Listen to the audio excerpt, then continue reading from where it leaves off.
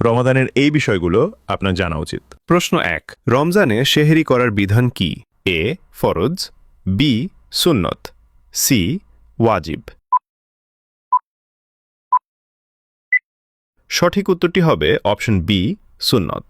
প্রশ্ন 2, রমজানে একটি ফরজ ইবাদত অন্য মাসে কতটি ফরজের সমান? এ 10টি, বি 70টি, সি 100টি।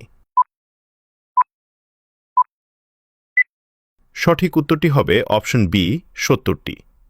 প্রশ্ন 3, ভুলবশত কিছু পানাহার করলে রোজা কি হয়? এ রোজা ভেঙে যায়, বি রোজা ভাঙে না, সি কাফারা দিতে হয়। সঠিক উত্তরটি হবে অপশন বি রোজা ভাঙে না। প্রশ্ন 4, কোন রোজা রাখলে 2 বছরের গুনাহ মাফ হয়? এ আশুরার রোজা, বি আরাফার রোজা, সি শাওয়ালের রোজা।